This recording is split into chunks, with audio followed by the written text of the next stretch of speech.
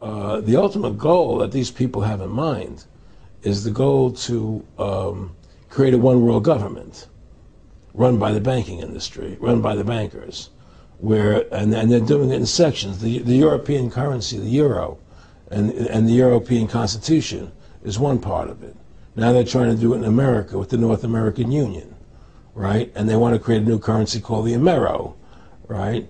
And the whole agenda is to create a one world government where everybody has an RFID chip implanted in them. All money is to be in those chips, right? There'll be no more cash. And this is given me straight from Rockefeller himself. This is what they want to accomplish. And all money will be in your chips. And so instead of having cash, anytime you have money in your chip, they can take out whatever they want to take out whenever they want to. If they say you owe us this much money in taxes, they just deduct it out of your chip digitally. Total control. Total control. And if you're like me or you, and you're protesting what they're doing, they can just turn off your chip. And you have nothing. You can't buy food. You can't do anything. It's total control of the people. And that chip's connected to a database that has your purchasing records, what you do, what everything, you sell. Everything is in there, you know?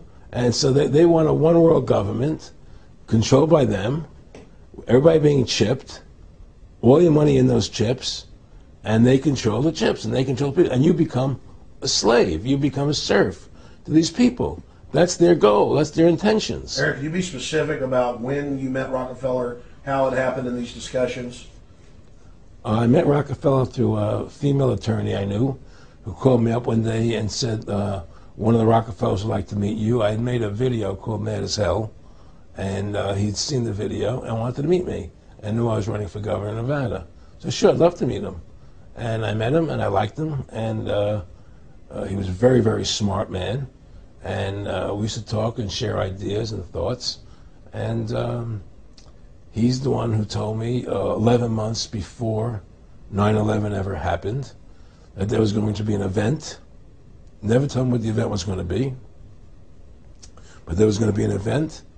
And out of that event, we were going to invade Afghanistan to run pipelines from the Caspian Sea. We were going to invade Iraq, you know, to take over the oil fields, establish a base in the Middle East, and make it all part of the New World Order. And we go after Chavez in Venezuela.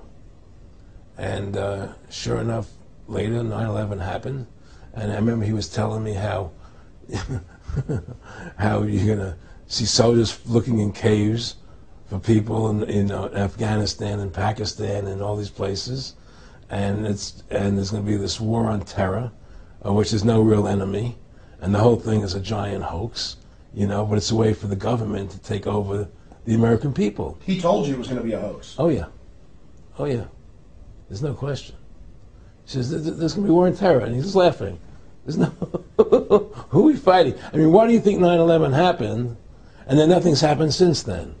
Do you think that our security is so great here that these people who pulled off 9/11, who were able to, can't knock down another plane? Come on, it's ridiculous. 9/11 was done by people in our own government and our own banking system to perpetuate the fear of the American people into subordinating themselves to anything the government wants them to do. That's what it's about, and to create this war, this endless war on terror. And that's why and that was the first lie. And the next lie was going into Iraq, you know, to get Saddam Hussein out with his weapons of mass destruction. That was the next lie. Now, specifically, this was a little over 6 years ago. This was 11 months before 9/11. Yeah. And Nick Rockefeller, who's a lawyer, he's become your friend over the previous years, and he's saying to you that there's going to be this big event, and then out of that we're going to have a war on terror, and it's just going to go on and on. Right, an endless war on terror without any real enemy. That you can never, so you can never define a winner. And did he say that it's going to be perfect because you can't define an enemy? It just goes on and on? Yeah, because you can't define a winner. There's no one who's on to beat, so it goes on and on forever. And they can do whatever they want. They scared the hell out of the American public. Look, this whole war on terror is a fraud. It's a farce. It's very difficult to say it out loud because people are intimidated against saying it. Because if you say it, they want to make you into a nutcase. Let's But the truth has to come out. That's why I'm doing this interview. The fact of the matter happens to be that the whole war on terror is a fraud. It's a farce. Yeah, there's a war going on in Iraq because we invaded Iraq. And people over there fighting, you know. But the war on terror, it's a joke, you know. And until we discover what really happened on 9/11 and who was responsible for 9/11, because that's where the war on terror emanates from. That's where it comes from. It was 9/11 that allowed this war on terror to begin. And until we get to the bottom root of 9/11, the truth of 9/11, we'll never know about the war on terror.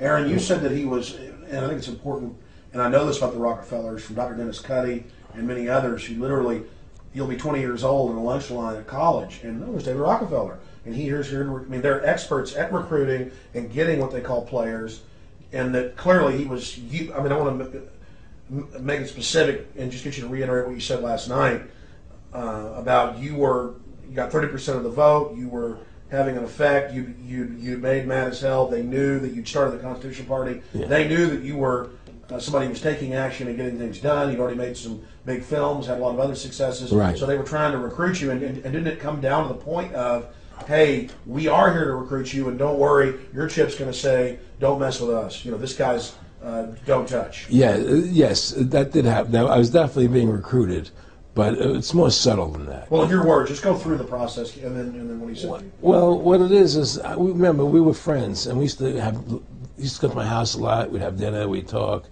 and he'd tell me about business investments, how you get involved in, or they would help me with this business investment or that business investment. And was I interested in joining the Council on Foreign Relations? I would have to get a letter to join them, but was I interested in that? And, just stuff, leading you on. And I used to say to him that I never really did that because that wasn't where I was coming from. As much as I like you, Nick, your ways and my ways, we're on the opposite side of the fence. I don't believe in enslaving people, And he would come back with, oh, I do? Or? Well, it would be more like, It's better for them. Well, it's more like, how do I put it? It was like, what do you care about them? What do you care about those people? What difference does it make to you? Take care of your own life. Do the best you can for you and your family. What do the rest of the people mean to you? They don't mean anything to you. They're just serfs. They're just people. It was just a lack of caring, and that's just not who I was. It was just sort of like cold, it was just like cold, and I used to say to him, what's the point of all this? You have all the money in the world you need. You have all the power you need. What's the point? What's the end goal? And he said the end goal is to get everybody chipped, to control the whole society. To have the bankers, the elite people, the bankers and some governor controlling the world. And I said, do all the people in the Council on Foreign Relations believe this way you do? He said, no. Most of them believe they're doing the right thing. A lot of them believe it's better off being socialistic. We have to convince people that socialism is really capitalism. Because America's becoming a socialist country. It's a communist country today. Well, one of the things they told me was that he was at the house one night, and he would talk, and he started laughing. He said, Aaron, what do you think women's liberation was about? And I said, I had pretty conventional thinking about it at that point. I said, I think it's about women having the right to work, getting equal pay with men, just like they won the right to vote, And he started to laugh. He said, you're an idiot. And I said, why am I an idiot? He said, let me tell you what that was about. We, the Rockefellers, funded that. We funded women's lib, And we're the ones who got all over the newspapers and television, the Rockefeller Foundation. He says, and you want to know why? He says, there were two primary reasons. And one reason was we couldn't tax half the population before women's lib. And the second reason was, now we get the kids in school at an early age. We can indoctrinate the kids how to think. It breaks up their family.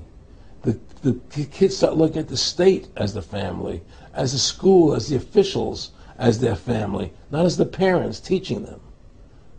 And so those are the two primary reasons for women's lib, which I thought up to that point was a noble thing.